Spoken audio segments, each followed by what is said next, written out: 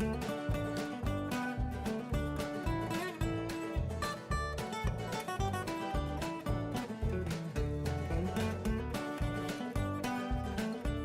right, now our next step with Cody is that I'm going to bridle him, and then I'm going to hook up my side reins, and I'm going to show you how to put a horse, what I call, on the bit, and get him to where he's finding his own collection.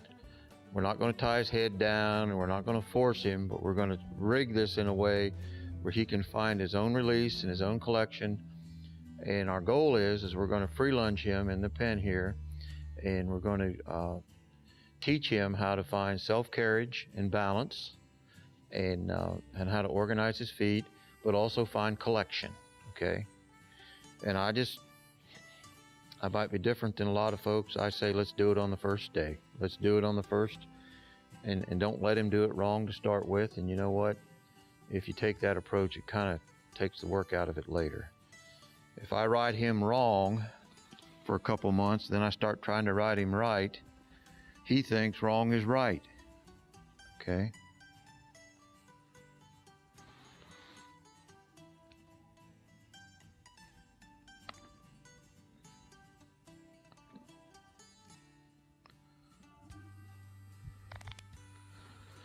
There we go. There we go. So I took my time, you know, he was a little resistant on putting that bit in, which I kind of understand. Okay.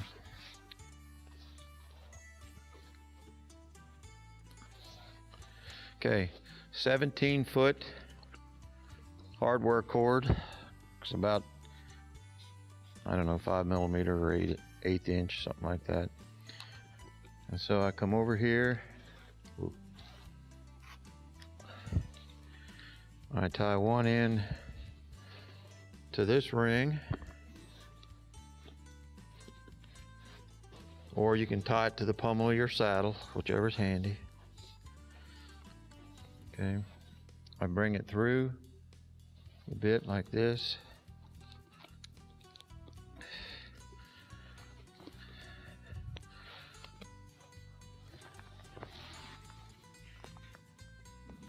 And I've got a ring underneath on the girth right there. Brittany, get up on there. Look at that. That's important right there. See how that slips? String slips through there. Okay. Then I bring it back underneath like this. And I come back to this ring right here. Okay.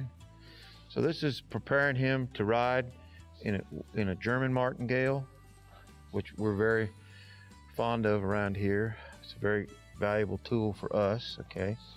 So I'm going to put him in his vertical, straight up and down, and get him where he can round his neck and lift his back, but I'm not going to force him to put his head down. I want him to be able to find his own collection and his own release. I don't want to force it. So I want to teach him to find what I would call self-carriage, okay? So I'm going to unhook my horseman's rope, and then I'm just going to back away and let him on his own just kind of search for that place. See how he's already getting the strings? Now Brittany, get a close-up if you can on his bridle. That it's real important. It's real important to see that nose piece over the top of the bridle so that he can't gap his mouth, so it pulls over the nose piece, and so I'm not pulling in his mouth, I'm pulling on his nose, and he's used to that nose signal, okay? That's real important. So if you don't have a bridle like that, you need to get a curb strap or something and rig it to where it goes over top of his nose to not allow him to, if you hook this up where you only had mouth pressure, it's going to totally defeat the purpose in my opinion. So what I'm going to do right now is I'm just going to move him around real quiet Real easy. Go, Cody. Come on. Come on, buddy. Come on. I don't want to get too energetic with it because I don't want him pulling on that. I want him flexing and giving. So this is his first experience being on the bit. Okay, come on.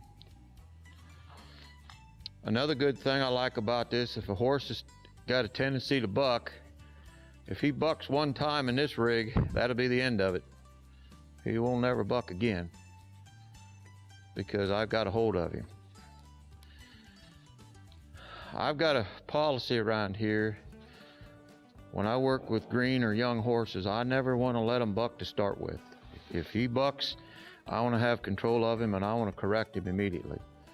Some guys say, well, you need to buck them out. You need to let them buck and get it out of their system. I'm like, no.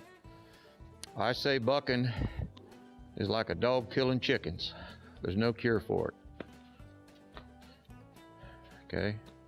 Or like a dog chasing cars. There's no cure for it. So see how he's working against the bit, so he's never had to give. All right?